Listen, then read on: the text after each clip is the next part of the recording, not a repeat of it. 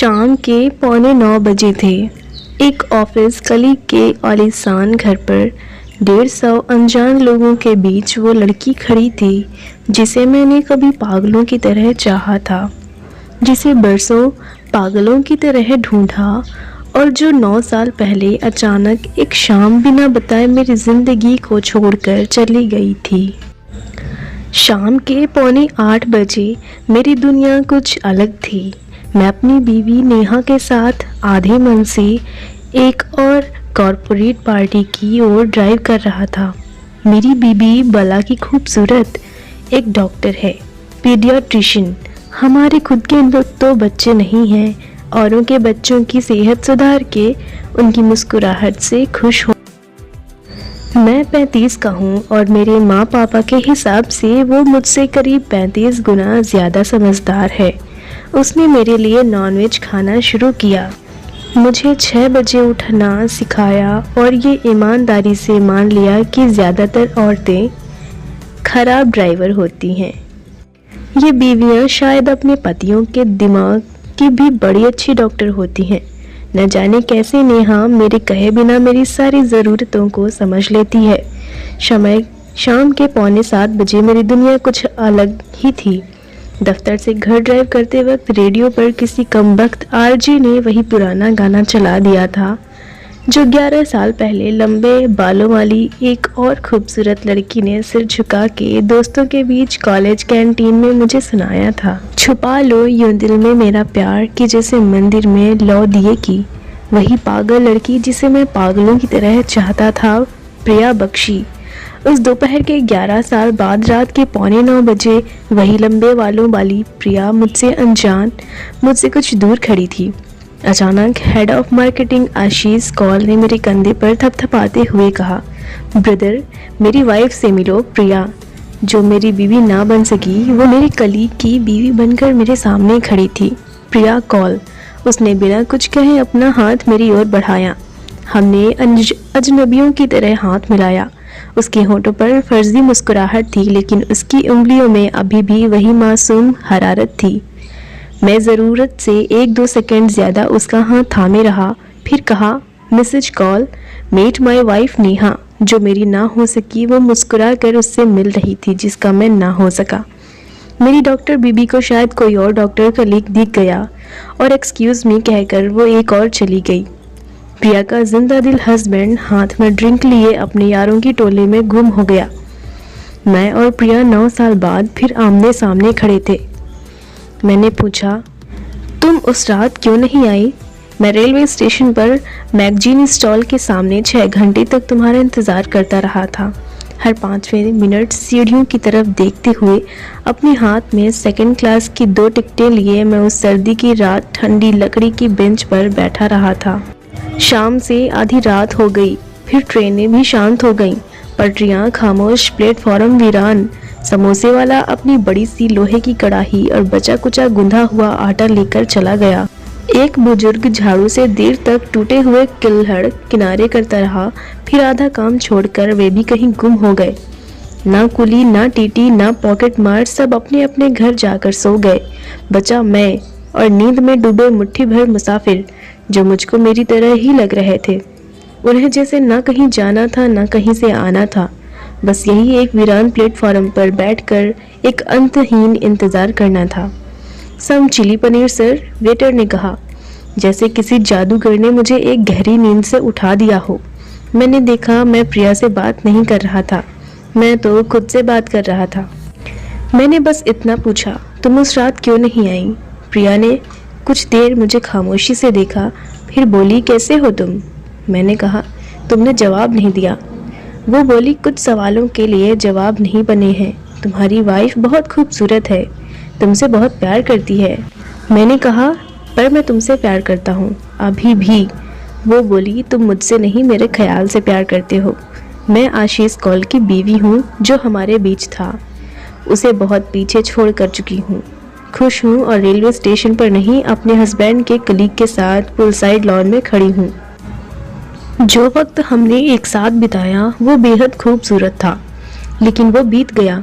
उसे जब तक थाम कर रखोगे सिर्फ तकलीफ मिलेगी। मेरी डॉक्टर बीबी दूर से अपना सॉफ्ट ड्रिंक लिए मेरी ओर चली आ रही थी और मैं उस कैदी की तरह महसूस कर रहा था जिसके लिए मुलाकात का वक्त खत्म हो गया था। मैंने प्रिया की आंखों में आंखें डालकर कहा, तुम उस रात क्यों नहीं आई? उस ट्रेन के सफ़र ने हमारी ज़िंदगी बदल दी होती, हमारी शादी हो गई होती, बच्चे होते, हम खुश होते। कुछ ही पलों में मेरी डॉक्टर बीबी मेरे पास पहुंच गई। उसने पूछा, अरे आप लोग पुराने दोस्त हैं क्या? प्रिया बोली, नहीं, कुछ गलतफहमी हो गई थी। फिर मेरी आंखों में देखकर बोली, ये मुझे कोई और ही समझ बैठे थे। 11:15 बज गए थे। मेरी ज़िंदगी बदल चुकी थी। प्रिया मुझसे 10 मीटर दूर खड़ी थी अपने हस्बैंड के साथ। मुझसे मोटा, मुझसे कम खूबसूरत, मुझसे कम अकल, मुझसे हर मायने में कम आशीष कौल। यही वो डफर था जिसे प्रिया ने मेरे बजाय चुना था। वही प्रिया जो कॉलेज में घंटों मेरे साथ बिताती थी, जो मुझे अपने नोट्स बेहिचक नकल करने के लिए देती थी, जो मेरी खातिर हर दूसरे दिन अपने घर में झूठ बोलती थी, हमेशा वो रंग पहना करती थी जो मुझे पसंद थे, जो कार्ड्स खेलते वक्त हमेशा मुझे चीटिंग करके जिता देती थी, जो अपनी माँ से ट्यूशन पर जा रही हूँ कहकर मेरे साथ फिल्म देखने आया करती थी, जिसके लंबे बालों और काजल से सजी आंखों पर मैं फिदा था और टूटी फूटी शायरी कहने की कोशिश करता था, जो मुझसे कभी खुलकर प्यार का इजहार नहीं कर पाई, लेकिन मैं उसकी बातूनी आंखों से सब सुनता था। वही जिससे मैंने एक दिन कहा था, चलो भागकर शादी कर लेते हैं, मैं रात को 9 बजे स्टेशन पर तुम्हारा इंतज़ार करूँगा, और जिसके इंतज़ार में 9 बजे से 9 साल बीत गए। मैं जानता हूँ कि वो झूठ कह रही थी। मैं जानता हूँ कि वो मुझसे अभी प्यार करती थी। मैं जानता हूँ कि वो भी वही चुलबुली लड़की थी जो कॉलेज में मेरे साथ बैठती थी और कॉलेज के बाद रोज़ बहाना करके मुझसे मिलने आती थी। मैं जानता था कि ये शादी उसकी कोई मजबूरी ही रही होगी। एक शादी में कैद होना और अपने असली प्यार को छुपाना मुझसे बेहतर कौन जानता होगा, लेकिन शायद सच का सामना करने में वो घबरा रही थी। तभी पार्टी के होस्ट ने एक अनाउंसमेंट किया। सब मेहमानों को एक गेम खेलना था, ट्रूथ और डेयर। बोलो या हिम्मत करो कुछ कर दिखाने की। प्रिया सामने बैठी थी और मैं सोचने लगा, क्या ये इतने सारे लोगों के सामने सच बोल पाएगी? सच, ये ट्रूथ और डेयर बड़ा मज़ेदार गेम है। 12 दोस्त एक सर्कल में एक दूसरे के सामने बैठे थे और एक दूसरे से निजी सवाल पूछ रहे थे। जो जवाब देने की हिम्मत करता था, लोग हंसते थे, तालियां बजाते थे। जो हिम्मत नहीं कर पाता था, उसे एक टास्क बता दिया जाता था। मेज पर चढ़ो, मुर्गा बनो, एक अनजान औरत से अपने प्रेम का इजहार करो। पार्टी गर्मा रही थी और शाम के हंसी के ठहाकों और शराब के प्यालों में डूबती जा रही थी। अचानक प्रिया की बारी आ गई थी। लोग उससे पूछने के लिए सवाल सोचने लगे। मेरी धड़कनें ऐसे तेज हो गईं जैसे कोई गेम नहीं, मेरा ही इम्तिहान हो। कोई और पूछ पाता, उससे पहले मैंने ही पूछ लिया, शादी के पहले प्यार हुआ है आपको? महफिल अचानक खामोश हो गई। कुछ लोगों ने उसके पति को छेड़ना शुरू कर दिया। सभी बेसब्री से उसके जवाब का इंतजार कर रहे थे। उसने मुझे देखा और चुप रही। थोड़ी देर की खामोशी के बाद आखिरकार वो बोली, नहीं, आज तक सिर्फ अपने पति से ही सच्चा प्यार किया है। वापसी में मैं 20 मिनट तक कुछ नहीं बोला। गाड़ी चला रहा था पर दिमाग नहीं चल रहा था। मैं बेहद परेशान था और मेरी डॉक्टर बीबी से भी ये बात छुपी हुई नहीं थी। उससे रहा नहीं गया होगा, इसलिए थोड़ी देर के इंतज़ार के बाद पूछा, आर यू ओके? मैंने कहा, हाँ, क्यों? उसने कहा, नहीं, बहुत चुपचाप हो, इसलिए पूछा। मैंने कहा, नहीं, पार्टी के बारे में सोच रहा था। बोली, हाँ, अच्छी पार्टी थी। मिसेज कॉल को तो मुझे बहुत ही स्वीट लगी। तुम पहले से जानते थे क्या? मैंने कहा, नहीं, आज पहली बार मिला। 10 मिनट और बीत गए।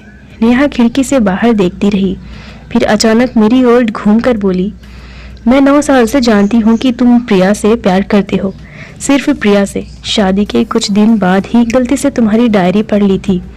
वो डायरी जिसमें तुमने अपनी और प्रिया की यादों के बारे में लिखना आज तक बंद नहीं किया।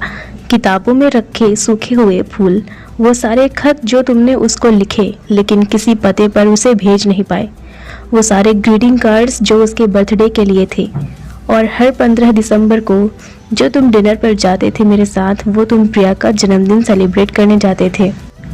मैं सब जानती हूँ और 9 साल से आज की शाम का बेसब्री से इंतज़ार कर रही हूँ। मुझे उम्मीद है कि तुम्हारे सारे सवालों को अपने जवाब मिल गए होंगे। ये सच था।